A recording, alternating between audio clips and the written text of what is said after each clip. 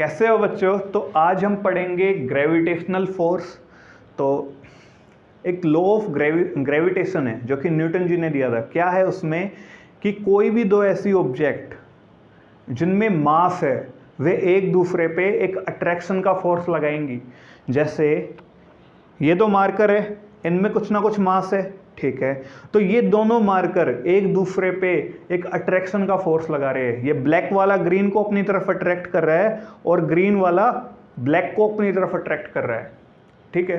तो कोई भी दो ऐसी ऑब्जेक्ट जिनमें मास है वे एक दूसरे पे अट्रैक्शन का फोर्स लगा रही है। जैसे सन और अर्थ, दोनों में मास है, तो सन अर्थ को अपनी तरफ अट्रैक्ट कर रहा है और अर्थ सन को, ठीक है। इसी कारण जो अर्थ है वो सन के चारों तरफ रिवॉल्व कर रही है, यही रीजन है।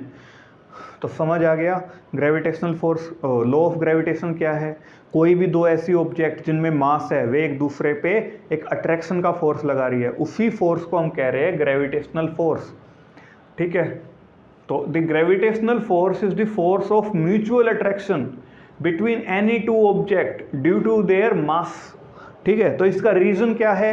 ग्रेविटेशनल फोर्स का रीजन क्या है? मास, ठीक है। दो ऑब्जेक्ट में मास है, इसी कारण वे एक दूसरे पे अट्रैक्शन का फोर्स लगा रही है।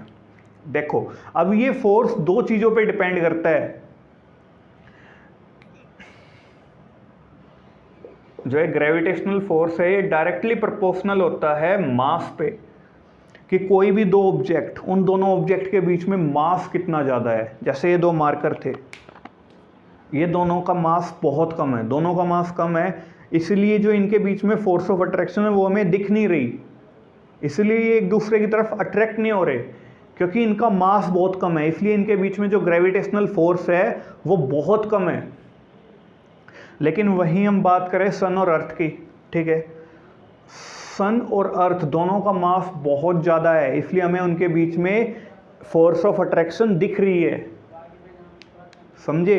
तो ये डिपेंड करता है मास पे। जितना ज़्यादा मास होगा किन्हीं भी दो ऑब्जेक्ट का, उतना ज़्यादा ये फोर्स होगा, ठीक है।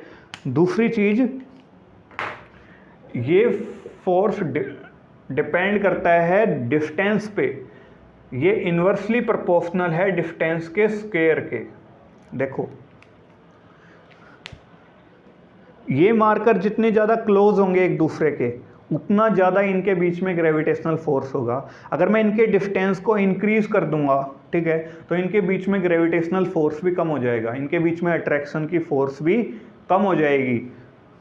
तो आपको पता है डायरेक्टली प्रोपोर्शनल इन्वर्सली प्रोपोर्शनल में क्या डिफरेंस होता है? अगर नहीं पता तो इसके ऊपर आपको पता होना चाहिए वैसे, लेकिन अगर आपको नहीं पता तो इस पे मैंने एक सेपरेट वीडियो बना रखी है, आप आई बटन पे क्लिक करके देख सकते हो। अभी देखो इन्वर्सली प्रोपोर्शनल है ये फोर्स डिस्टेंस के स्क्वायर के, और डायरेक्टली प्रोपोर्शनल है मास के। तो इसे कैलकुलेट कैसे करते हैं? इसे कैलकुलेट करने के लिए फॉर्मूला है, ठीक है। ये आपने 9th में इसकी डेरिवेशन देखी होगी, और बेसिकली इसको और ज़्यादा डेप्थ में हम पढ़ेंगे जो ग्रेविटेशन चैप्टर है उसमें, ठीक है।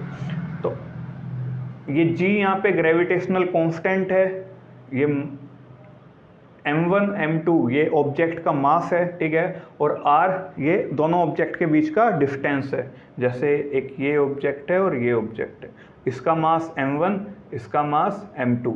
तो इन दोनों के बीच में जो ये दूरी है, जो ये डिस्टेंस है, इसको हम कह रहे हैं r। अब देखो एक इम्पोर्टेंट चीज़, सबसे पहले ये जो फोर्स है ये यूनिवर्स का सबसे वीकेस्ट फोर्स है। दूसरा, ये ऑपरेट करता है वेरी लॉन्ग डिस्टेंस पे। देखो सन और अर्थ के बीच में लगभग 15 करोड़ किलोमीटर का डिस्टेंस है, ये तब भी ऑपरेट हो रहा है, ठीक है। तो डिस्टेंस, ये लंबे डिस्टेंस पे भी ये ऑपरेट होता है। दूसरी चीज़, जो ग्रेविटेशनल फोर्स है वो इन्वर्स स्क्वायर लॉ को फॉलो करता है। इन्वर्स स्क्वायर लॉ मतलब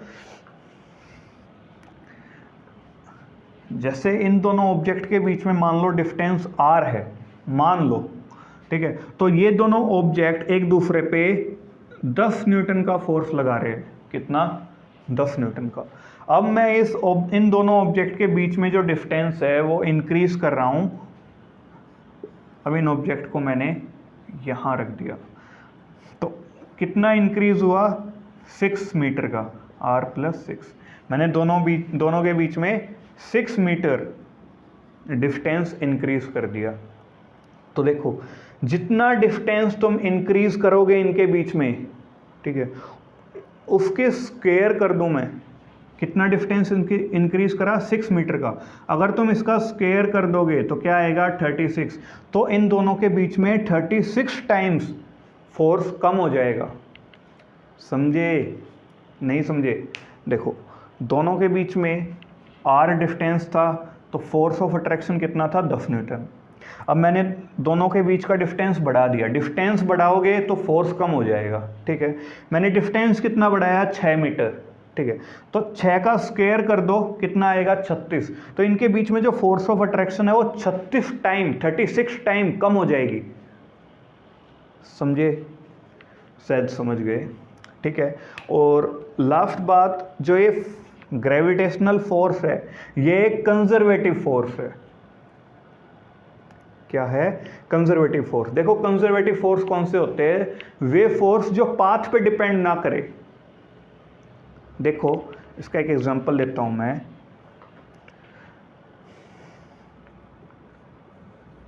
ये मास m1 है, ये मास m2 है, ये दोनों r डिस्टेंस की दूरी पे है, ठीक है। मैं इस m2 को, मान लो ये m2 पहले यहाँ था, इस m2 को मैं इस पाथ से लेकर आया हूँ यहाँ पे, विजिबल है नीचे आपको?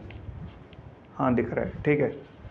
और ये m1 पहले यहाँ पे था, इसको मैं यहाँ से सीधा ले आया। तो देखो मैं m2 को यहाँ से किसी भी पाथ से लेकर आया हूँ, चाहे ऐसे लेकर आया हूँ चाहे सीधा लेकर आया हूँ, उससे कोई फर्क नहीं पड़ता। जब ये दोनों यहाँ पे होंगे, इनके बीच में अगर डिस्टेंस r है तो जो फोर्स है वो सेम रहेगा।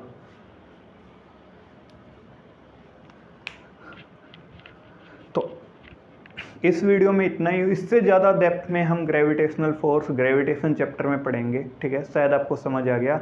कोई डाउट हो तो मुझे कमेंट करना, ठीक है। तब तक के लिए all the best, thank you.